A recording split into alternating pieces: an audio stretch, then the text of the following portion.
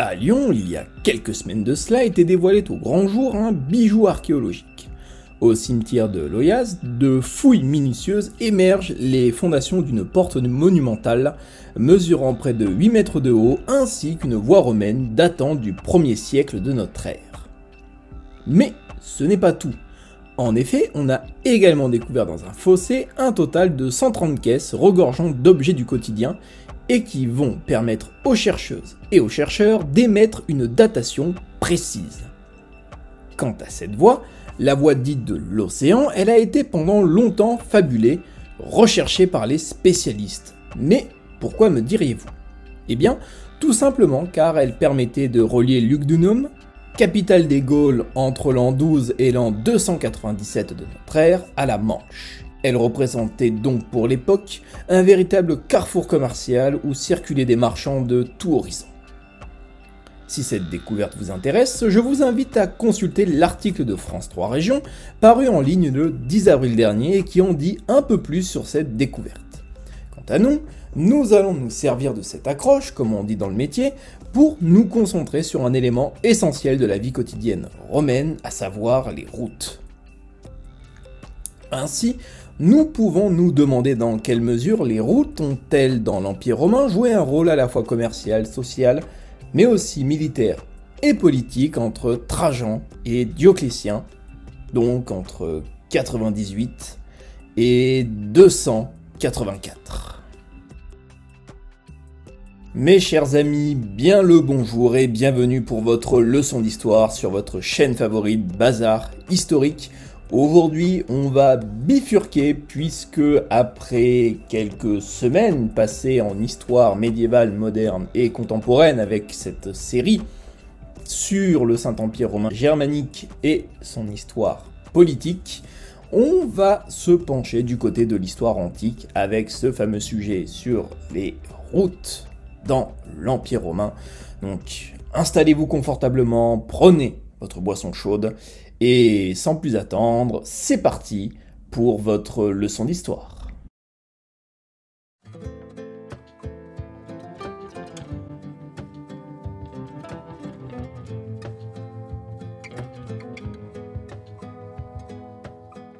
Ce que vous voyez ici, c'est l'une des 11 feuilles de la table de Pettinger, une source d'époque hyper importante en ce qui concerne l'étude du réseau routier romain. Cette carte, ayant appartenu à Konrad Pettinger, un penseur allemand du XVIe siècle, est en réalité la copie d'une copie. C'est-à-dire qu'elle a été recopiée une première fois à l'époque médiévale, au XIe siècle, d'un modèle datant lui-même du 3e, 4e siècle de notre ère. Quand bien même elle ne représente pas fidèlement l'Empire romain et l'Europe en règle générale, elle surprend par la complexité de son réseau de communication. Bien qu'il n'ait pas théorisé le savoir géostratégique, les anciens penseurs sont loin de l'avoir ignoré. D'ailleurs, c'est un point qui a soulevé à de très nombreuses reprises Yann Le Bohec, un universitaire et historien français spécialiste de l'Antiquité romaine.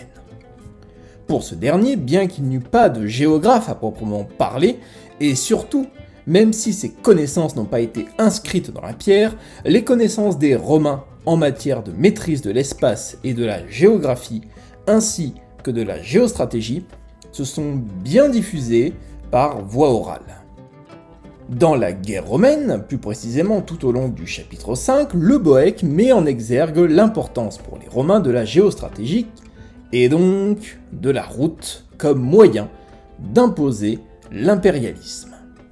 L'Empire, pour étendre sa domination et créer un État interconnecté, a su maîtriser son espace et placer la mobilité au centre de tout.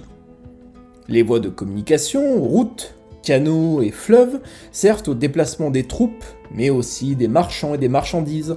Un sénateur qui voyage pour rendre visite à une province doit emprunter des chemins sécurisés, capables d'accueillir des convois. La première des routes romaines à être construite, et de loin la plus célèbre, c'est la Via Appia, la voie appienne. Les travaux de cette voie commencent en 312 avant notre ère. Tracée par Appius Claudius Caesius, elle relie Rome à Capoue en Italie méridionale et couvre en miles romains 132, ce qui correspond à 196 km de distance. L'Empire romain, à son apogée sous Trajan donc, c'est 5 millions de kilomètres carrés. Le réseau de voirie s'étend quant à lui sur près de 150 000 km. En Gaule romaine, Lugdunum, la capitale des Gaules, Lyon, comme on le disait tout à l'heure, devient le carrefour des échanges et devient un point névralgique de l'Empire, puisque naissent depuis la cité 4 axes principaux. L'un vers la Germanie, l'autre relie Lugdunum à Rome en Italie, une se dirige vers la Bretagne, et enfin, la dernière, la Via Agrippa, en direction de Burdigala, l'actuel Bordeaux.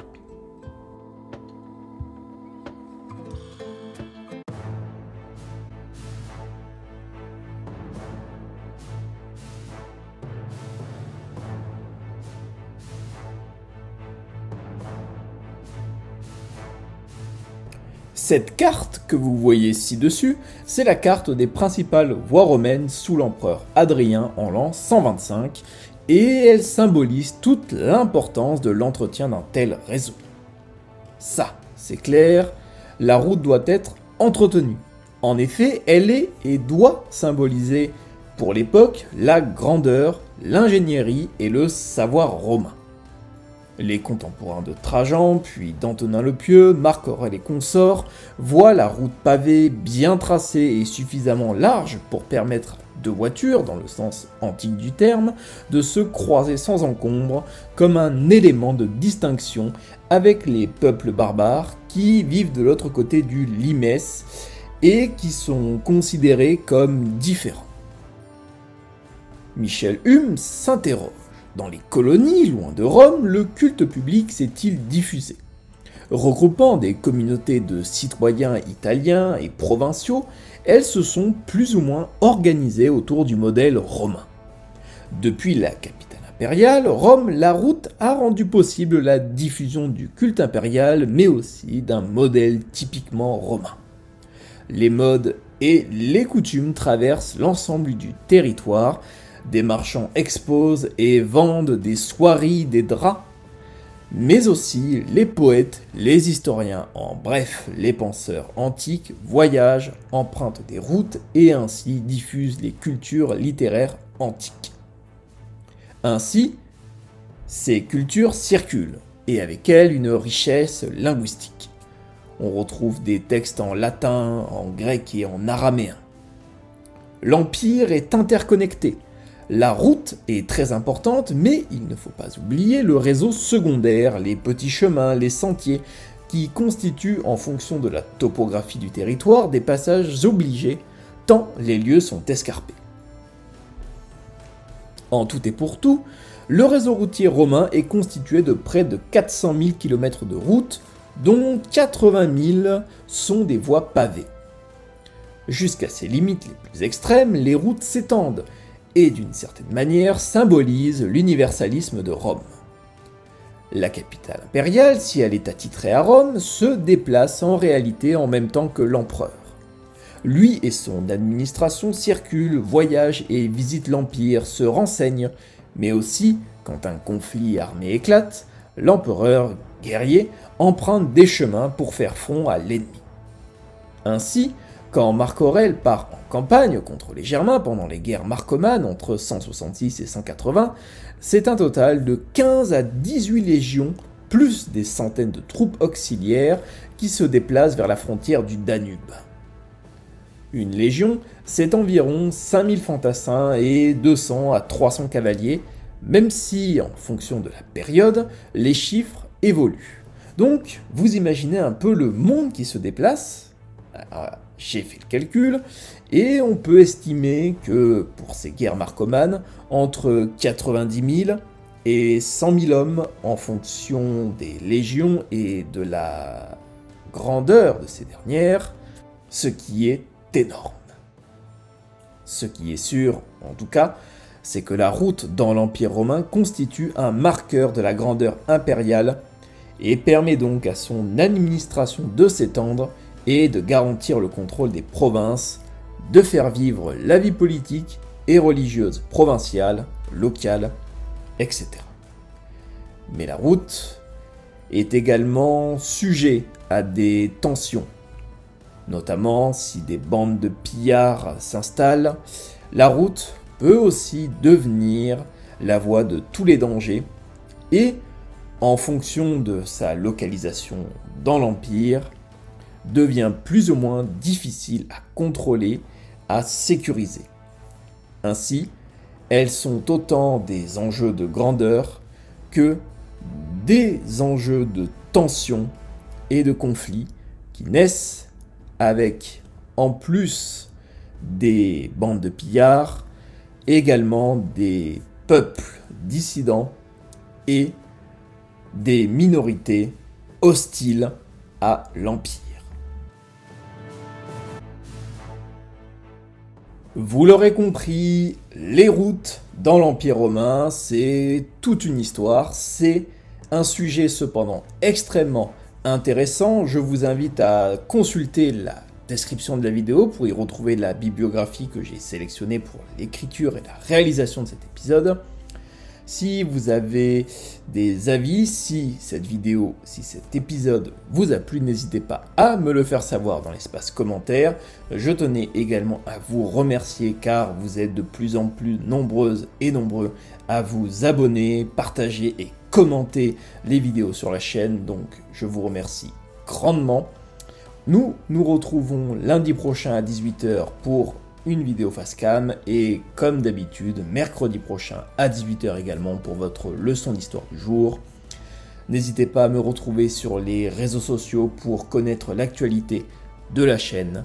C'était Bazar Historique, prenez soin de vous, à la semaine prochaine. Bonne soirée, bonne journée en fonction de quand vous regardez la vidéo. Ciao.